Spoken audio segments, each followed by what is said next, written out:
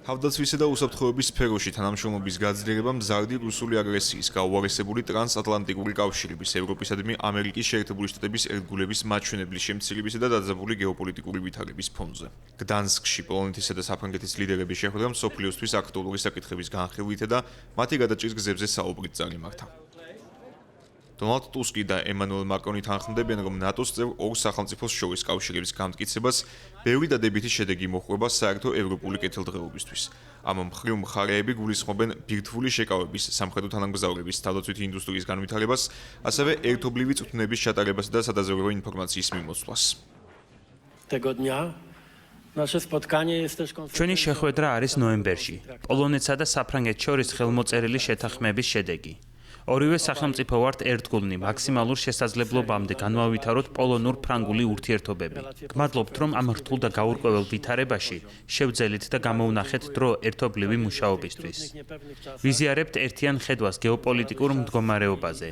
ვიზიარებთ აბსოლუტურად ერთნაირ ხედვას არსებულ გეოსტრატეგიულ არასტაბილურობაზე და ასევე ვიზიარებთ ზუსტად ერთნაირ გაგებას ევროპისა და ჩვენი ქვეყნების სუვერენიტეტის გამტკიცების აუცილებლობაზე.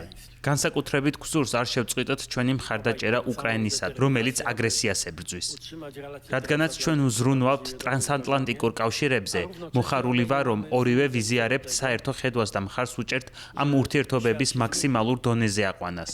ამავდროულად ჩვენ არ გვაქვს ილუზია. მსოფლიო შეიცვალა და ევროპას ამ რთულ დროს ესაჭიროება მაქსიმალური ერთიანობის შენარჩუნება.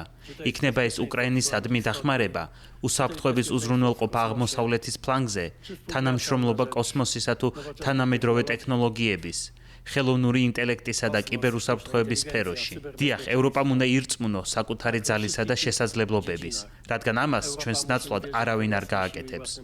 თუ ჩვენ თავად არ უზრუნველყოთ ჩვენს უსაფრთხოებას, ამას სხვა არავინ იზამს.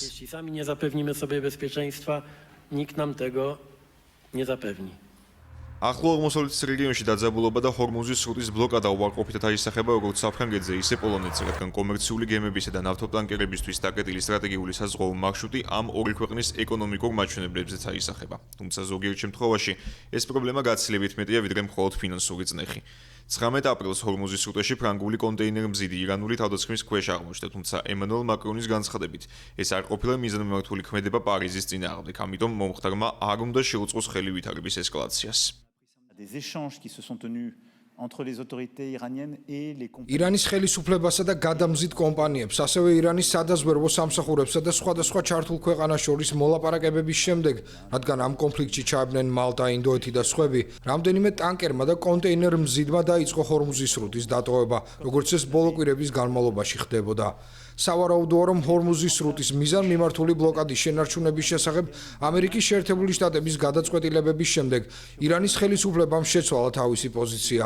ფიქრობ, ეს ორივე მხარის შეცდომა იყო. შემდეგ მათ გამაფრთხილებელი განცხადება გააკეთეს და გამაფრთხილებელი გასროლები განახორციელეს, რამაც ხომალდებს უკან დახევისკენ უბიძგა.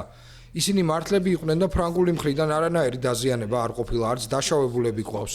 ამ ყველაფერმა არა თუ ესკალაციამდე არ უნდა მიგვიყვანოს, არამედ გასულ პარასკევს მიღწეულის კონსოლიდაციისკენ უნდა მიგვიყვანოს, ანუ ჰორმუზის სრუტის უპირობო გახსნა, შერჩევისა და გადასახადის გარეშე.